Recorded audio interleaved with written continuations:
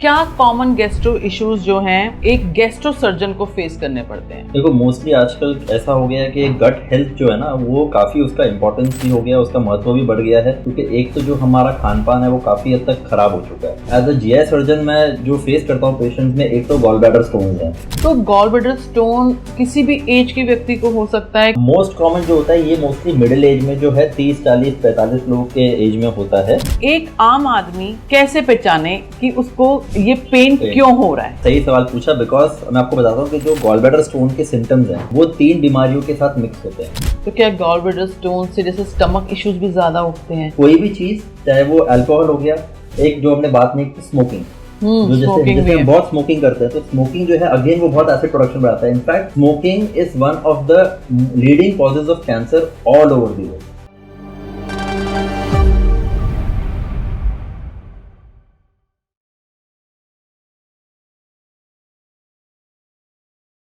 Hello viewers, welcome. आज का podcast specially उन लोगों के लिए है जो अपनी हेल्थ को लेकर बहुत कॉन्शियस हैं, गैस्ट्रिक प्रॉब्लम को फेस कर रहे हैं, गट प्रॉब्लम्स को फेस कर रहे हैं। तो ये स्पेशली पॉडकास्ट उन सभी के लिए है। एंड तक जरूर जुड़िएगा इस पॉडकास्ट में, क्योंकि आज हमारे साथ जो गेस्ट जुड़े हैं वो डॉक्टर अरुण भारद्वाज जी हैं। इनका 15 ईयर प्लस एक्सपीरियंस है एज ए सर्जन। इनकी ट्रेनिंग रही है सर गंगाराम हॉस्पिटल में, जहाँ पे इन्होंने बैरेट्रिक, लेप्रोस्कोपी, जीआई सर्जन के रूप में इन्होंने वहां से ट्रेनिंग ली है। इसके बाद इन्होंने अपनी सर्विसेज सर्व की हैं मणिपाल हॉस्पिटल में और करंटली वर्क कर रहे हैं max super speciality hospital Dwarka sector 10 में, साथ में ही मैक्स बीएलके हॉस्पिटल में। तो आज हम वेलकम करते हैं हमारे गेस्ट का, डॉक्टर अरुण भारद्वाज जी का। Hello sir. हेलो सर, जैसे कि हमने शुरुआत की कि आजकल गैस्ट्रो प्रॉब्लम्स बहुत ज्यादा चल रही हैं, गट प्रॉब्लम्स बहुत ज्यादा चल रही हैं, तो मैं एज ए व्यूअर आपसे एक क्वेश्चन, क्योंकि मुझे पता नहीं है इन सब चीज़ों के बारे में और जनरली एक आम आदमी को भी नहीं पता होता कि क्यों ये दिक्कतों का सामना कर रहे हैं इस तरह की, तो क्या कॉमन गैस्ट्रो इश्यूज जो हैं एक गैस्ट्रो सर्जन को फेस करने पड़ते हैं? देखो मोस्टली आजकल ऐसा हो गया है कि गट हेल्थ जो है ना वो काफ़ी उसका इम्पोर्टेंस भी हो गया, उसका महत्व भी बढ़ गया है क्योंकि एक तो जो हमारा खान पान है वो काफ़ी हद तक ख़राब हो चुका है। ठीक है, बहुत कुछ हम प्रोसेस्ड फूड्स खाते हैं, बहुत कुछ फास्ट फूड के नाम पे बेसिकली हम, जैसे आप मैदा कह लो या बहुत सारे ऐसे प्रोडक्ट्स हैं जो प्रोसेस किए गए प्रिजर्वेटिव्स के साथ है जो हम ले रहे हैं, उसकी वजह से कई ऐसी प्रॉब्लम्स हैं जो पहले नहीं हुआ करती थी पर अभी जो और बढ़ गई हैं। तो उनमें जो commonest as a GI surgeon मैं जो फेस करता हूँ पेशेंट्स में, एक तो गॉल ब्लैडर स्टोन्स हैं, जो पित्त की थैली जिसे हम कहते हैं। गॉल ब्लैडर जो होता है एक छोटा अंग होता है जो पित्ताशय कहते हैं, जो लिवर के नीचे पाया जाता है और उसमें बेसिकली लोगों को एक मिसकंसेप्शन है कि उसमें पित्त बनता है। उसमें पित्त बनता नहीं है, पित्त जो है वो लिवर में बनता है, लेकिन उस पित्त का एक साइजेबल अमाउंट जो है वो बेसिकली पित्ताशय में स्टोर होता है। और जब हम कुछ एक्स्ट्रा फैटी या चर्बी वाला खाते हैं तो जैसे उसको डाइजेस्ट करने के लिए चाहिए होता है, जैसे आप उसको एक डिटर्जेंट की तरह मान सकते हो। जैसे कोई बर्तन पे चिकनाहट ज़्यादा हो तो उसके लिए हम बेसिकली कोई डिटर्जेंट लेते हैं उस चिकनाहट को हटाने के लिए, तो उस खाने में से भी उस चिकनाहट को हटाने के लिए बॉडी के अंदर एक नेचुरल डिटर्जेंट है जिसे हम बाइल या पित्त कहते हैं। तो पित्त का एक पार्ट जो है वो गॉल ब्लैडर स्टोर करता है और उस टाइम टू टाइम जब बॉडी को रिक्वायरमेंट होती है वो उसको इंटेस्टाइन में पंप करता है। तो बेसिकली जब ये बेसिकली जिसमें पित्त की मात्रा जिनमें थोड़ी सी कम हो जाती है या कोलेस्ट्रॉल की मात्रा, फैट की मात्रा बढ़ती रहती है, तब वो स्टोन्स बनते हैं। तो एक गॉल ब्लैडर स्टोन्स बहुत कॉमन है। मतलब जैसे अगर मैं अपनी सर्जरीज में देखूं तो ऑलमोस्ट 30 से 40% जो हमारी सर्जरीज जो हम करते हैं वो बेसिकली गॉल ब्लैडर स्टोन्स की, तो इसकी प्रेवलेंस या इसका जो अकरेंस है वो इतना कॉमन हो चुका है। दूसरा जो इशू पेशेंट्स जो ज़्यादा फेस करते हैं वो है बेसिकली कॉन्स्टिपेशन और डायरिया से रिलेटेड। कई लोगों को इरिटेबल बाउल सिंड्रोम जो हम कहते हैं, जिसमें गट की हरिंग होती है। हरिंग मतलब कि इंटेस्टाइन की मूवमेंट फास्ट हो जाती हैं, तो उनको कई बार लूज मोशंस जल्दी लग जाएंगे, कुछ टाइम के लिए उनको कब्ज रहेगा, तो इसे इरिटेबल बाउल सिंड्रोम या इन्फ्लेमेटरी बाउल डिजीज कहा जाता है। उसके अलावा कई लोगों को एसिड रिफ्लक्स की, मतलब तेजाब ज़्यादा बनना, वो तेजाब ऊपर आना, खट्टा पानी, ऐसे लगता है उनको कि गले में खट्टा पानी आ रहा है, या फिर छाती में हार्ट बर्न जिसे हम कहते हैं कि सीने में जलन होना, तो ये एक और प्रॉब्लम जो पाई जाती है। और लास्टली जो सबसे ज़्यादा कॉमन है जिसकी वजह से पेशेंट्स दुखी रहते हैं, परेशान रहते हैं, वो होती है पाइल फिशर और फिस्टुला। जो लोग, हर एक इंसान के लिए जो है एनल इश्यूज, जो निचले हिस्से के जो मल द्वार के जो सारे इश्यूज जो होते हैं वो, उनको हर एक चीज़ को एक टोटल समराइज करके बोलते हैं कि मुझे पाइल्स हो गया। और उधर भी 3-4 अलग अलग बीमारियाँ होती है। जैसे पाइल्स हो गया जिसे हम बवासीर कहते हैं, फिशर होता है कि वहाँ पर जो स्किन होती है वहाँ की उधर दरार हो जाती है, क्रैक हो जाता है, और फिस्टुला जैसे भगंदर होता है तो उधर एक सुराख जैसा बन जाता है उस एरिया में। तो ये सारी common problem as a GI surgeon हम लोग फेस करते रहते हैं। उसके अलावा जो है बेसिकली जैसे ओबेसिटी है, कि मैं बेसिकली बेरियाट्रिक सर्जन भी हूँ, वेट लॉस सर्जन। तो ओबेसिटी एक मॉडर्न इस एरा का जो है कैंसर कहलाता है। कि लोग इस चीज़ को धीरे धीरे समझने लगे हैं। उन्हें भी पता है कि भाई ओबेसिटी जो है अपने साथ अलग अलग और बीमारियां लेके आता है। डायबिटीज़ हो गई, ब्लड प्रेशर हो गया, थायराइड इश्यूज हो गए, इनफर्टिलिटी हो गया, बांझपन, बेसिकली लिवर प्रॉब्लम्स है, फैटी लिवर हो गया, और जॉइंट्स के प्रॉब्लम, बैक एक, आर्थराइटिस। तो ओबेसिटी एक ऐसी चीज़ है जो अपने साथ बहुत सारी और बीमारियां लेके आता है। तो मॉडर्न एरा का मतलब आधुनिक इस टाइम का जो एक कैंसर है वो, तो उसके पेशेंट भी हमारे पास काफ़ी आते हैं। तो गॉल ब्लैडर स्टोन किसी भी एज के व्यक्ति को हो सकता है कि कुछ होता है कि मिडिल एज को ज्यादा हो रहा है या ओल्ड एज में ज्यादा हो रहा है, ऐसा कुछ क्राइटेरिया होता है? हाँ, मोस्ट कॉमन जो होता है ये मोस्टली मिडिल एज में जो है 30, 40, 45 लोगों के एज में होता है। और खासकर इनके कुछ प्रीडिस्पोजिंग फैक्टर्स हैं, जैसे एक मोस्टली फीमेल्स में प्रेगनेंसी के बाद या प्रेगनेंसी के दौरान बनते हैं। उसका रीज़न है कि प्रेगनेंसी के दौरान जो है जो पित्त का जो फ्लो होता है वो स्लो हो जाता है। जो पित्त का फ्लो स्लो होगा, आपको सिंपल एग्जांपल जैसे मैं अपने पेशेंट्स को समझाता हूँ कि कभी भी आपको खड़े हुए मतलब ठहरे हुए पानी में आपको हमेशा तालाब में आपको मिट्टी के गड्ढे मिलेंगे, लेकिन एक बहती नदी में आपको नहीं मिलते। तो जो सेडिमेंटेशन का जो प्रोसेस होता है वो ठहराव जगह पे ज्यादा होता है। तो प्रेगनेंसी के दौरान क्योंकि पित्त का ठहराव ज्यादा हो जाता है तो इसलिए प्रेग्नेंट फीमेल्स या पोस्ट प्रेगनेंसी उनमें पाया जाता है। दूसरा जो ओबीज ज्यादा होते हैं, ओबेसिटी होती है, उनमें पाया जाता है। इनमें कोलेस्ट्रॉल की वजह से मेजरली होता है वो, तो ये कोलेस्ट्रॉल रिच होते हैं। आपको मैंने ऑलमोस्ट 6-7 साल के बच्चे तक को भी गॉलस्टोन के लिए ऑपरेट किया, पर उनका कारण जो होता है वो डिफरेंट होता है। हमारे ब्लड में जैसे हम जानते हैं रेड ब्लड सेल्स करके हम जो कहते हैं, वो रेड ब्लड सेल्स कई बार उसकी हिमोलिसिस मतलब वो रेड ब्लड सेल्स कुछ प्रोसेस की वजह से ब्रेक डाउन होते हैं, तो उसका जो पिगमेंट बनता है वो स्टोन्स बन जाते हैं, और ये पिगमेंटेड स्टोन्स छोटे बच्चे में पाए जाते हैं। और ओल्ड एज में बेसिकली वो कोलेस्ट्रॉल रिलेटेड ही होते हैं। तो पाए मतलब 6 साल से लेके 80-90 साल तक में भी पाए जाएंगे, लेकिन मोस्ट कॉमन एज ग्रुप है वो है लगभग आप मान लो कि 25 से 45-50 साल तक। बेसिकली गॉल ब्लैडर में स्टोन है या कहीं पे भी जैसे स्टोन होता है, जैसे किडनी में भी कहते हैं कि स्टोन हुआ है, तो ये बेसिकली कोलेस्ट्रॉल के डिपॉजिट्स होते हैं? नहीं, डिपेंड करता है कौन सा। जैसे किडनी के जो स्टोन्स होते हैं उनका कारण और उनका कंटेंट कंपोजिशन डिफरेंट होता है। जो किडनीज के स्टोन होते हैं वो usually calcium related, oxalate related, या फिर जो हम कुछ फूड लेते हैं जैसे हम कहते हैं ना पालक का लिया हुआ या टमाटर वाले ये जो फ्रूट्स होते हैं इनकी वजह से बनते हैं, और इसीलिए वो सारे परहेज किडनी के स्टोन्स में किए जाते हैं। ये और एक कॉमन क्वेश्चन होता है कि पेशेंट्स को जब हम बोलते हैं कि पेशेंट बोलता है सर मेरी गॉल ब्लैडर की सर्जरी हो गई है तो अभी मुझे क्या परहेज रखना है, तो मैं पेशेंट को ये कहता हूँ कि उसके आगे आपको सिर्फ परहेज इतना रखना है कि आपकी बॉडी को जो सूट नहीं कर रहा है वो अवॉइड करना है, क्योंकि स्टोन दोबारा कभी नहीं बन सकता। जब भी आप गॉल ब्लैडर स्टोन की सर्जरी करते हो वो इसीलिए की जाती है क्योंकि वो गॉल ब्लैडर ठीक से काम नहीं कर रहा है, और वो पत्थर जो है वो बेसिकली आपको दर्द और आगे कॉम्प्लिकेशंस कर सकता है, जैसे कि जॉन्डिस होना, पैंक्रियाज में सूजन होना, या फ्यूचर में कैंसर बनना। तो उसमें आप गॉल ब्लैडर हमेशा निकालोगे। वर्ल्ड वाइड जो उसका एकमात्र उपाय है वो सिर्फ ऑपरेशन है, तो उसमें गॉल ब्लैडर स्टोन के साथ गॉल ब्लैडर हमेशा निकलता है। तो एक बार वो निकल गया तो उसके बाद दोबारा बनने का चांस नहीं है। तो जो रिस्ट्रिक्शंस, थोड़े से स्ट्रॉन्ग रिस्ट्रिक्शंस किडनी स्टोन्स में होते हैं, क्योंकि किडनी हम छोड़ते हैं बॉडी में, फंक्शनिंग है, इंपॉर्टेंट है, आपकी टॉक्सिन्स निकालने के लिए ज़रूरी है, तो उसमें रिस्ट्रिक्शंस ज़्यादा ज़रूरी होते हैं। गॉल ब्लैडर स्टोन्स पे सिर्फ जो आपको कम खाना पच रहा है तो आपको कुछ डाइट उस पॉइंट ऑफ व्यू से अवॉइड करनी है, बट ऐसा कोई हार्ड एंड फास्ट नहीं है कि मुझे ये चीज़ नहीं खानी है, ये चीज़ खानी है, क्योंकि स्टोन दोबारा कभी नहीं बनेंगे।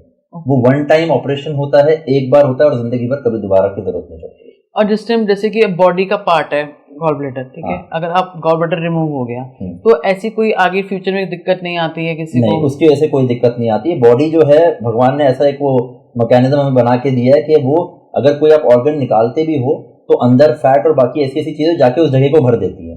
उसका फंक्शन जो है वो थोड़ा बहुत लिवर उसको टेक ओवर कर लेता है, बाकी बॉडी अपने आप अडेप्ट और एडजस्ट हो जाती है। तो ऑपरेशन के बाद कुछ पेशेंट को हो सकता है कि थोड़ा बहुत इंडाइजेशन का इश्यूज हो, कुछ पेशेंट है सब कुछ खा पाते हैं। कई मेरे पेशेंट्स कहते हैं कि मैं तो छोले भटूरे भी खा पा रहा हूँ, पहले नहीं खा पाता था।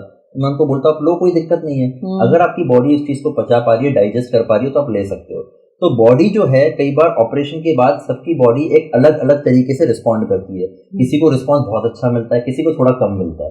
तो वो पेशेंट टू पेशेंट वेरी करता है, और पेशेंट को उसके लिए हम सर्जरी के पहले भी काउंसल करते हैं और बाद में भी काउंसल करते हैं कि जैसे आपकी बॉडी रिस्पॉन्ड कर रही है आप अपने बॉडी के सिग्नल्स को समझिए और उसके अकॉर्डिंगली आप अपनी डाइट को मॉडिफाई या बदलाव कीजिए। मेरे ने ना एक नोन थे मेरे जिनको गॉलब्लैडर स्टोन की उनकी सर्जरी हुई। उनका क्या था कि उनको ना पेन हुआ, मतलब कि उनको जैसे आपने कहा कि एसिड बनता है, उनको बार बार कहते हैं मैंने इनो पी लिया, मैंने कभी कोल्ड ड्रिंक पी ली और मैं रिलैक्स्ड हो गया। एक बार काफी ज्यादा पेन होने से कहते हैं कि पेन कहीं भी होता तो गैस्ट्रिक पेन मूव करते हैं, कहीं हमें हार्ट का प्रॉब्लम तो नहीं हो गया। तो कहते हैं हम डॉक्टर के पास गए, उन्होंने हमें इमरजेंसी में एडमिट किया, बहुत सारे टेस्ट हुए, सब कुछ हुआ, जो उन्होंने थोड़ा बहुत ट्रीटमेंट दिया देख के भेज दिया।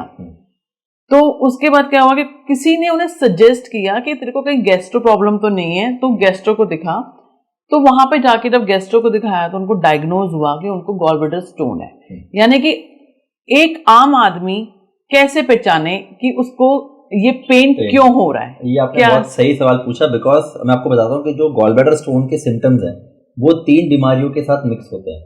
एक तो गॉलब्लैडर स्टोन्स जो होगा तो उसमें बेसिकली एसिड बनना या ब्लोटिंग होना, खाना खाने के बाद पेट में भारीपन लगना, पेट में अफारा सा आना जो है, और आपको कई बार दर्द उठना जो पेट के दाईं तरफ या बीच की तरफ उठ के कई बार कमर में जाता है या कंधे की तरफ दर्द जाता है। ठीक है, ये दर्द जो है कई बार इंसान कंफ्यूज करता है हार्ट पेन से भी, और कई बार कंफ्यूज होता है कोई अगर आपके पेट में कोई छाला या अल्सर है। तो ये 3 बीमारियों के सिम्टम्स लगभग एक जैसे होते हैं।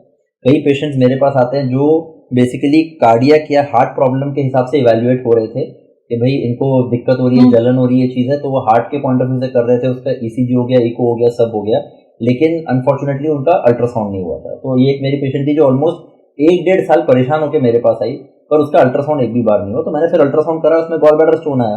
फिर मैंने उनको वही बोला कि आपके सिम्टम्स इसी से रिलेटेड, आपका हार्ट का और बाकी वर्कअप सारे क्लियर हो चुके हैं। तो जब वो निकाला उसमें आराम आ गया। अदर वे राउंड भी होता है, कई बार कोई गॉलब्लैडर स्टोन का पेशेंट भी होता है, उसमें कई बार हार्ट की प्रॉब्लम की वजह से सिम्टम्स आ रहे होते हैं और हम उसको ब्लेम करते हैं।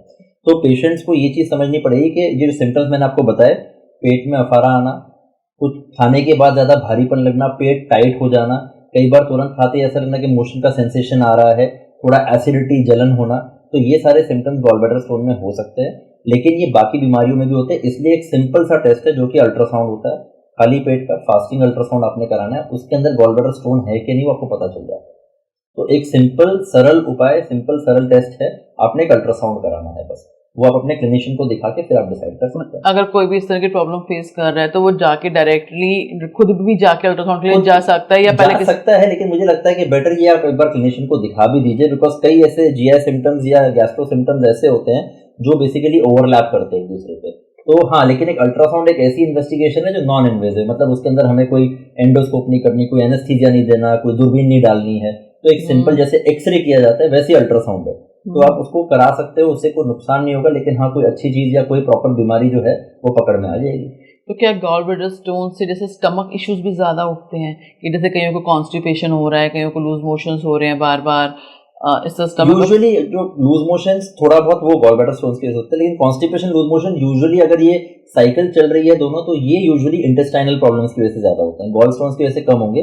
तो कई लोगों की जो इंटेस्टाइन्स है, जैसे मैंने बताया अभी गट हेल्थ है, वो अभी जो गट हेल्थ अभी उस पर फोकस कर सकते हैं कि भाई जो गट हेल्थ है वो धीरे धीरे बिकॉज ऑफ जो टाइप ऑफ फूड हम ले रहे हैं, हमारा जो स्ट्रेसफुल लाइफ हो गई है आजकल, बेसिकली ना बहुत सारा स्ट्रेस हम अपने सर पे लेके चलते हैं, एक्सरसाइजेस हैं, फिजिकल एक्टिविटी है, योगा या ये सब हम नहीं कर रहे हैं, तो उस वजह से हमारी जो है गट हेल्थ डाउन होती जा रही है। तो गट किसी ना किसी तरह तो रिस्पॉन्ड करेगी। वो कैसे रिस्पॉन्ड करेगी? एक, दर्द, तो पेट में मरोड़े, ऐठन आना। दूसरा, भाई जो उसका मोशन का वो है वो ऊपर नीचे हो जाएगा, तो लूज मोशंस होना या कॉन्स्टिपेशन की शिकायत होना। तीसरा जो है बेसिकली अगर बाय चांस कहीं कोई ऐसा है कि अंदर कोई छाले बन गए, ऐसा कुछ है, तो उससे ब्लीडिंग होना, तो लेटरिन के रास्ते में ब्लीडिंग होना, या कभी उल्टी होना, तो उल्टी में एसिड बनना, उल्टी होना, उल्टी में कभी ब्लीडिंग आना। तो जो इंटेस्टाइन है वो किसी ना किसी तरह अपनी हेल्थ को दर्शाता है। ओके। तो कहीं ना कहीं ऐसा सिम्टम आपको जरूर देगा जो ये बताया कि भाई कुछ ना कुछ अंदर गड़बड़ है जिसको अटेंशन देने की रिक्वायरमेंट जरूरत है।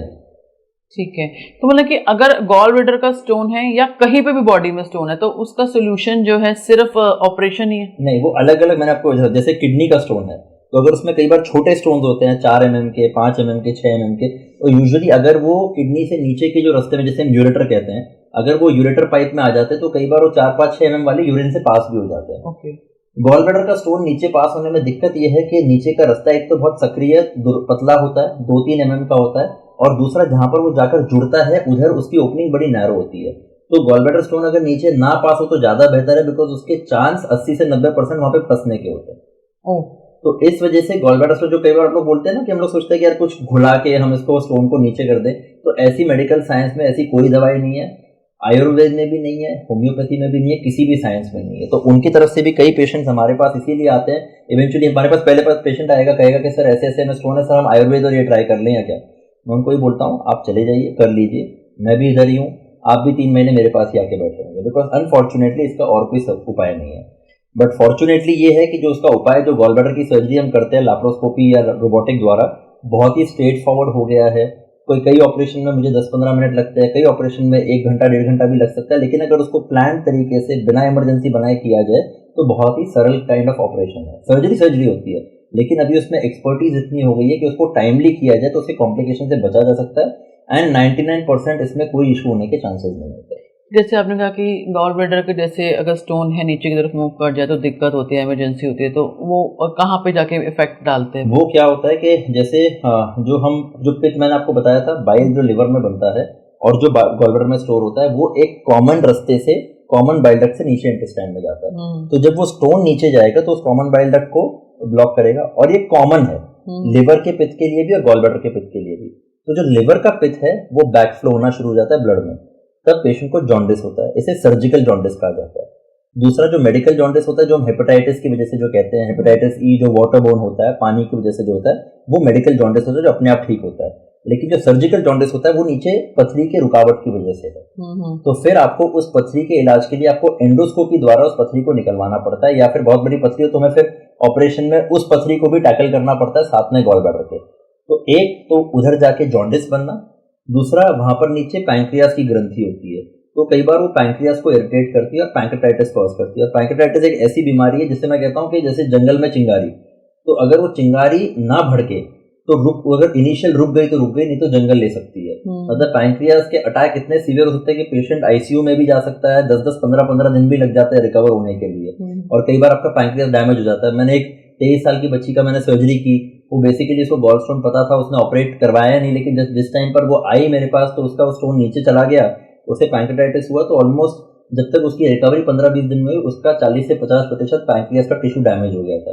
अब पैंक्रियास इंसुलिन सिक्रेट करता है, इंसुलिन आपकी बॉडी की शुगर कंट्रोल करता है, वो जो है अभी ऑलमोस्ट लाइफ लॉन्ग डायबिटिक है। और यंग बच्ची मतलब 23-24 साल की बच्ची जो है। तो कुछ प्रॉब्लम्स जो एक सिंपल सर्जरी से सॉर्ट आउट हो सकते थे, वो प्रॉब्लम इसीलिए पहले डिक्टम होता था कि भाई अगर आप पत्थर है लेकिन आपको सिम्टम्स नहीं है तो उसका ऑपरेशन आप मत कराओ, ये थोड़े बहुत सिम्टम्स है तो चलने दो जब तक इमरजेंसी नहीं होती है। लेकिन अभी वो डिक्टम चेंज हो गया है, बिकॉज पहले जब ऑपरेशन होता था तो इतना बड़ा चीरा लगता था। अब वो दूरबीन द्वारा जब ऑपरेशन करते तो 3-4 छोटे छोटे आधे सेंटीमीटर के कट लगते हैं, कोई पेन नहीं होता, अगले दिन पेशेंट डिस्चार्ज हो जाते हैं, 5-7 दिन में अपना वर्क रिज्यूम कर लेते हैं। तो ऐसा कोई कॉम्प्लिकेटेड इशू नहीं है।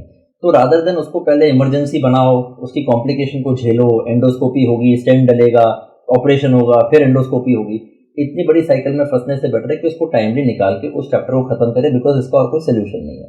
और लॉन्ग रन में गॉल ब्लैडर के स्टोन्स की वजह से गॉल ब्लैडर के कैंसर होने की भी संभावना होती है, जो कि कई बार लेट स्टेज में डेट होता है और उसमें फिर सर्वाइवल पेशेंट का कम और कॉम्प्रोमाइज हो जाता है। मतलब कि एक छोटी सी डिसीज जो एक खाली ऑपरेट से डील किया जा सकता है, वो इतना सीवियर चीज ले जाती है।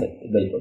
जैसे मैंने कई बार सुना है, एक जनरल ह्यूमन बीइंग जब होते हैं कई बताते हैं कि हमें स्टोन हुआ है, तो वो लोग क्या कहते हैं कि उस बंदे के पास चले जाओ, वो हाथ लगाएगा और आपको स्टोन हाथ में निकाल के दे देगा। तो ऐसा कभी आपके सामने ऐसा कोई केस हुआ कि किसी को आपने डायग्नोज किया हो कि तेरे को गॉल ब्लैडर स्टोन है, उसने कहा कि मैं पता करके आता हूँ? और कभी हुआ, कभी देखा आपने? ऐसा मैंने देखा तो ऑब्वियसली नहीं है, क्योंकि है तो वो फेक ही। तो आपको हमेशा ऐसे लोग जरूर मिलेंगे जो इस तरीके से झूठे वादे या वो कर, जैसे सबसे ज्यादा कॉमन क्या होता है कि वो झाड़ फूक बोलेंगे और कहें कि भी मैं जॉन्डिस पीलिया ठीक कर दूंगा।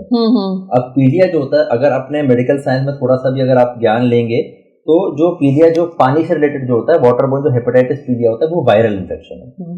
कोई भी वायरल इन्फेक्शन एक टाइम के बाद धीरे धीरे अपने आप सेटल होता है।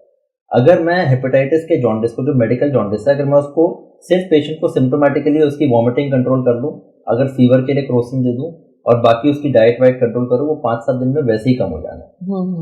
अब वो झाड़ फूक वाले क्या करेंगे, वो बेसिकली बोलेंगे कि हाँ मैं इसको झाड़ा ला के इस जॉन्डिस को गायब कर दूंगा। इवेंचुअली वो बॉडी अपने आप कर रही है। ओके। वो सिर्फ क्रेडिट ले रहे हैं। वो क्रेडिट ले रहे हैं। तो मतलब कि सिंपल सी बात में ये बात है कि अगर किसी को भी डायग्नोज होता है कि गॉल ब्लैडर का स्टोन है तो सर्जरी ही एकमात्र उपाय। आप उसको डिले कर सकते हैं। डिले में ये है कि देखो उसके सिम्टम्स कब सीवियर होंगे, जैसे मैंने आपको बताया पीलिया, जॉन्डिस होना, पैंक्रेटाइटिस होना, वो कोई प्रेडिक्ट नहीं कर सकता। अनफॉर्चुनेटली मेडिकल साइंस में ऐसा कोई मार्कर नहीं है या ऐसा कोई सूत्र नहीं जिससे मैं ये पता चल सके कि भाई ये कॉम्प्लिकेटेड हो सकता है कि नहीं हो सकता। तो उसको टाइम रहते रहते एड्रेस करके, उसको टाइम रहते रहते उसका उपाय करके, उसका सर्जरी करके, उस चैप्टर को उधर खत्म करके आप आगे बढ़ सकते हैं और वो प्रॉब्लम कभी दोबारा नहीं आएगी। अब गॉल ब्लैडर में स्टोन ना हो इसके लिए क्या प्रिकॉशंस ले सकते हैं? देखो इसके लिए मल्टीपल प्रिकॉशंस, जैसे मैंने पहली चीज होती है कि हेल्दी खाना।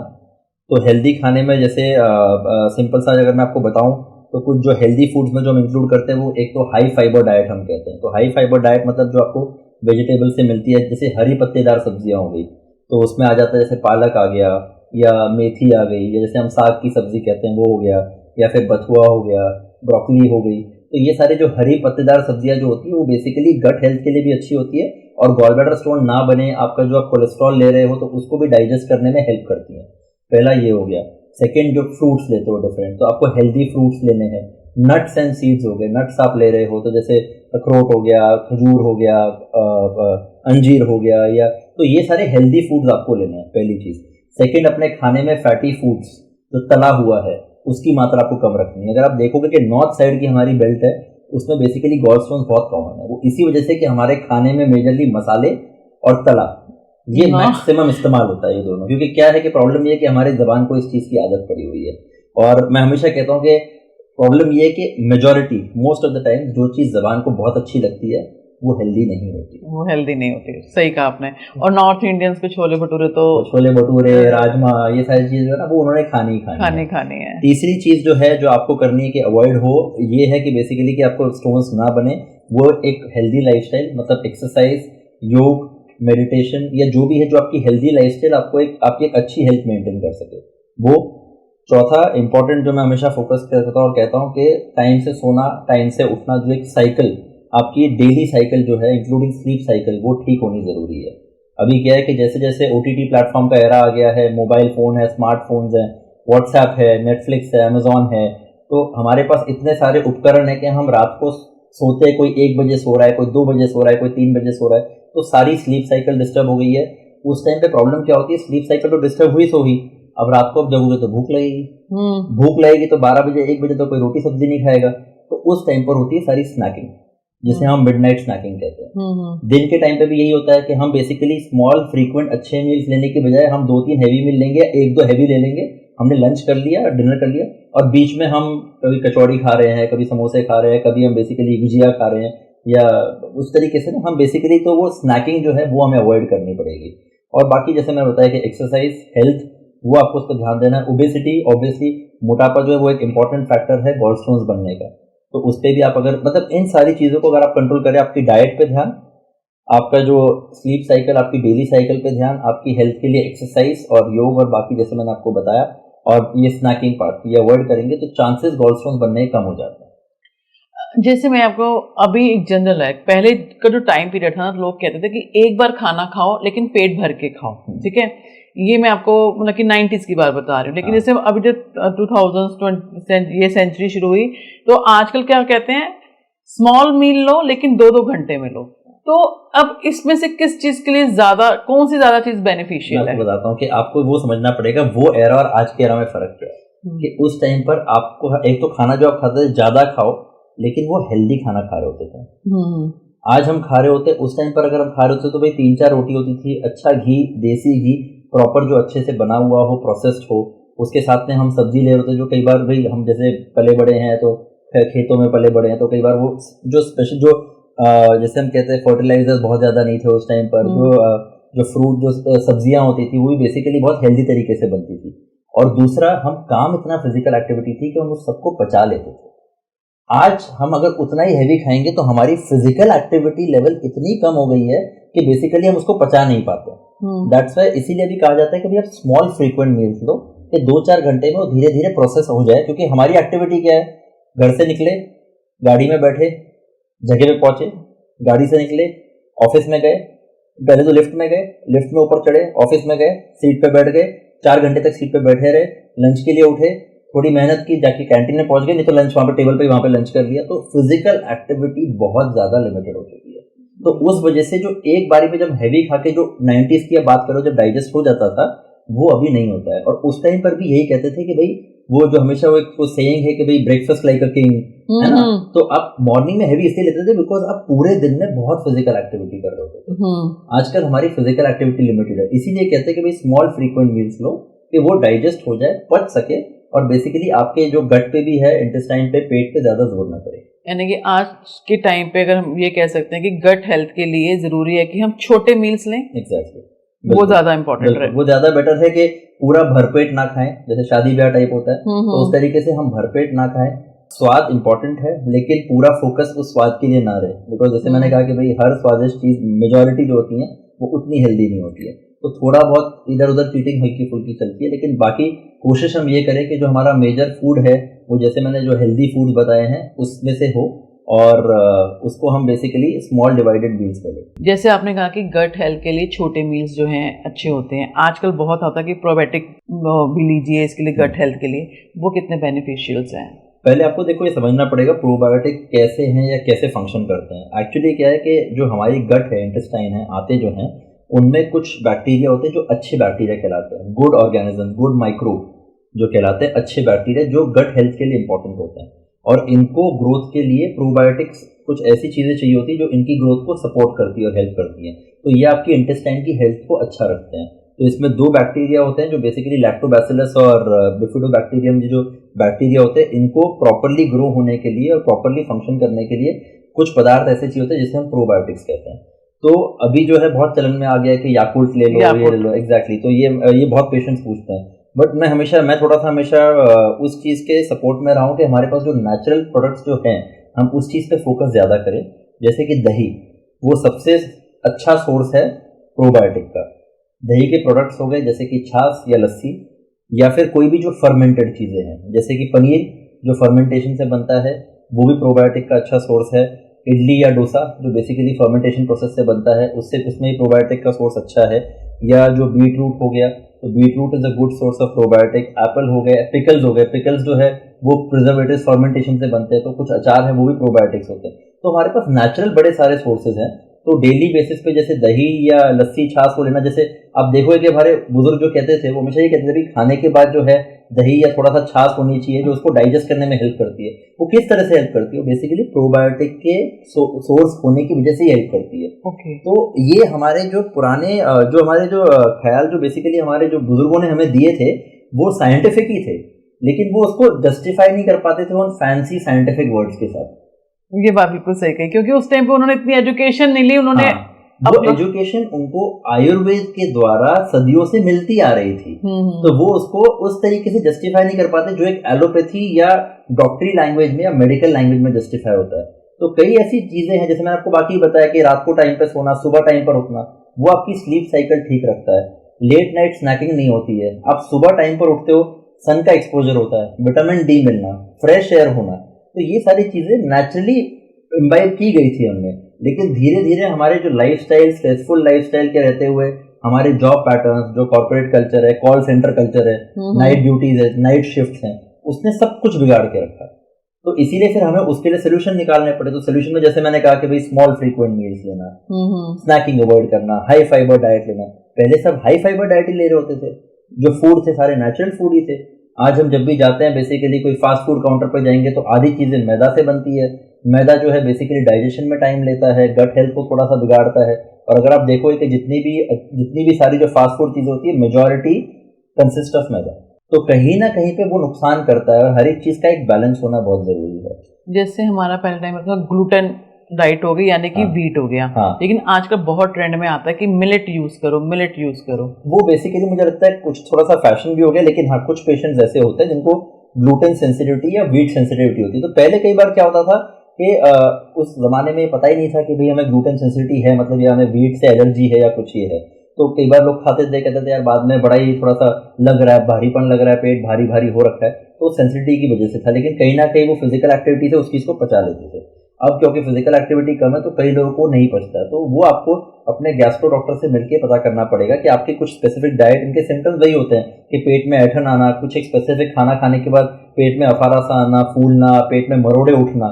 तो अगर ये सिम्टम्स आपको परेशान कर रहे हैं कंटिन्यूसली, तो आप अपने गैस्ट्रो डॉक्टर से मिलिए, वो आपकी डाइट को प्रॉपर्ली अच्छे से स्टडी करेंगे, फिर वो आपको बताएंगे। कई लोगों को मिल्क डेयरी प्रोडक्ट से, जिसे हम कहते हैं लैक्टोज इंटॉलरेंस, कई लोगों को मिल्क और डेयरी प्रोडक्ट से प्रॉब्लम होती है, तो कहते थे कि भाई आपको दूध तो लेना जरूरी है, दूध के बगैर तो ताकत कहाँ से आएगी। जरूरी नहीं है, ठीक है, दूध एक अच्छा सोर्स है, कैल्शियम का सोर्स है, प्रोटीन का भी ठीक सोर्स है, तो it is a good source. लेकिन कई लोगों को लैक्टोज इंटॉलरेंस होती है, तो कई लोग क्या होता है, वो दूध पीने के बाद उनको जो है बेसिकली गैस बन जाती है, ब्लोटिंग सी होती है, कंफर्टेबल फील नहीं करते, कुछ और नहीं खा पाते हैं, 1-1.5 घंटे तक बेचैन घूमते हैं। तो उनमें बेसिकली फिर आपको मिल्क और मिल्क प्रोडक्ट थोड़ा अवॉइड करना पड़ेगा, जैसे चीज हो गया, ये पनीर हो गया, तो ये आपको कई बार अवॉइड करने पड़ेंगे। लेकिन उसके और भी ऑप्शंस अवेलेबल होते हैं, जैसे कि बेसिकली भी मिल्क के भी अलग सोर्सेज बनने शुरू हो गए। आपके पास सोया मिल्क है, आलमंड मिल्क है, अलग अलग टाइप के। अगर आपको मिल्क लेना ही है तो जरूरी नहीं है कि वो भैंस का या गाय का दूध ही हो। फिर आपके पास भैंस के दूध में भी जो है बेसिकली अभी वो tone milk, double tone milk, जिसमें से वो उसको पैस्चराइज करके उसमें से जो उसका फैट वाला पार्ट है वो कंपोनेंट निकाल के उसको इस तरह से बना लेते हैं। कई लोग जो है बेसिकली अगर दूध पीते हैं, चाय पीते हैं, वो फुल क्रीम टाइप्स की नहीं पी पाते, तो टोन की ले लो, डबल टोन की ले लो, उसके मेजर जो गुण है वो रह जाएंगे, लेकिन जो आपको परेशान करने वाले जो उसके तत्व है वो निकल जाएंगे। तो ये आपको समझना पड़ेगा अपने गैस्ट्रो डॉक्टर से मिलके कि आपकी जो प्रॉब्लम्स है वो किस रीजन की वजह से है, और अगर वो कोई स्पेसिफिक डाइट की वजह से है तो आपको उस डाइट को फिर अवॉइड करना है और उस चीज को चेंज करना है। जैसे आपने कहा कि एलर्जिक जैसे इसी मिल्क प्रोडक्ट से भी हो जाती है, तो इनके लिए कोई बेसिकली क्या कि किसी व्यक्ति को कोई एलर्जी है तो वो कैसे पता चलेगी उसको? वो बेसिकली यही सिम्टम्स आपको बताएंगे, ये सिम्टम्स आपको बताते हैं, और बाद में कुछ अगर कुछ साइंस होते हैं जो आप अगर जरूरत पड़ती है तो जो एंडोस्कोपिस्ट जो होते हैं, गैस्ट्रो मेडिसिन जो गैस्ट्रो डॉक्टर होते हैं, वो एंडोस्कोपी करके देखते हैं, और उसमें कुछ इंटेस्टाइन में कुछ ऐसे बदलाव होते हैं जो आपको ये सजेस्ट करता है कि हाँ कुछ ये खाने की वजह से या इसकी वजह से थोड़ी सी दिक्कत हो सकती है। और फिर जब आप उसको बंद करते हो तब आप देखते हो पेशेंट को रिस्पॉन्स कैसा आ रहा है, कि जब उसको बंद करने के बाद उसकी मात्रा कम करने के बाद अगर पेशेंट रिस्पॉन्ड कर रहा है तो मतलब वो रिवर्स थियरी हो जाती है कि हाँ आपकी थियरी सही थी। तो उस तरीके से जब उसको अवॉइड करके देखते हो तो वो उस चीज को कंसोलिडेट कर देता है, वो इसको उस बिलीफ को क्लियर कर देता है कि हाँ आपको ये चीज अवॉइड करनी है। तो इस एलर्जी का कोई ब्लड टेस्ट भी किया जाता है कि क्या ब्लड टेस्ट से पता चल जाए? कुछ ब्लड टेस्ट होते हैं, लेकिन वो थोड़ा एक्सटेंसिव वर्कअप होता है, तो मोस्टली क्लिनिकली आप देख सकते हैं। अगर जरूरत पड़ेगी तो फिर आपके डॉक्टर आपको ब्लड टेस्ट भी एडवाइस करेंगे। आपने जैसे शुरुआत में कहा था कि जब मैंने कहा कि इसके सिम्टम आपने कहा कि सेम होते हैं, कार्डिक के, गॉल ब्लैडर के और अल्सर के, तो गॉल ब्लैडर स्टोन के लिए आपने कहा कि अल्ट्रासाउंड करवा लीजिए, हाँ, ठीक है, लेकिन अगर पेट का अल्सर है या कार्डियक है तो उसके लिए कैसे पता चलेगा? कार्डियक के लिए सबसे, अगर जिस टाइम पे आपको सीवियर पेन या ऐसा कुछ होता है तो उस टाइम पे सबसे कॉमन जो टेस्ट है वो आप एक ईसीजी करवा सकते हैं। हाँ, स्पेसिफिकली वो जिस टाइम पे आपको जो पेन अटैक हो रहा है या जिस टाइम पर जलन या बहुत ज्यादा होता है या कंधे में दर्द या होता है, उस टाइम पे कराएंगे तो ज्यादा बेटर है।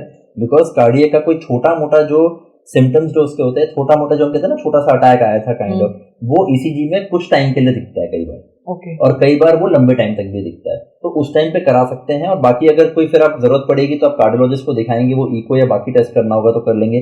कई बार 24 आवर हॉल्टर होता है जो बेसिकली 24 घंटे में आपके पूरी ईसीजी आपकी हार्ट की मैपिंग करता है, तो उसमें भी पता चल जाता है। तो अगर आपको हार्ट का रूल आउट करना है तो आपको कार्डियोलॉजिस्ट को मिलकर कराना पड़ेगा। तो बेसिक ईसीजी टेस्ट से लेके हमारे पास एडवांस टेस्ट मौजूद है, ठीक है। अगर ये दो चीज भी रूल आउट हो गई, स्टिल आपको चल रहा है कि आपको बेसिकली भाई ब्लोटिंग वाली भी प्रॉब्लम है, साथ में एसिड बनता है, जलन हो रही है, सीने में जलन है, खट्टा पानी ऊपर आ रहा है, तो फिर उसमें एंडोस्कोपी होती है, जो मतलब मुंह के द्वारा जो है एक दूरबीन डाल के देखा जाता है, जो कि हार्डली 5 मिनट का प्रोसीजर होता है, जो मतलब थोड़ा सा बेहोश करके नींद का इंजेक्शन देके उस तरीके से किया जाता है। बट उससे आप पूरी फूड पाइप, आपके अंदर का पेट जो खाना जिसमें जाता है, और उसके जो शुरुआती आंत का जो हिस्सा है वो आप देख सकते हो। तो उसमें कोई अगर कोई छाला है, कोई बेसिकली कोई अल्सर बन रहा है, कोई अगर उसमें जो हम कहते हैं इन्फ्लेमेशन या बहुत ज़्यादा सूजिश है तो वो पता चल जाएगी। या फिर कई बार आपकी फूड पाइप और नीचे के खाने का जो पेट है उसके बीच का रास्ता खुला रह जाता है, तो एसिड बैक होता है, तो उसे कहते हैं reflux disease, gastro-oesophageal reflux, GERD या रिफ्लक्स डिजीज,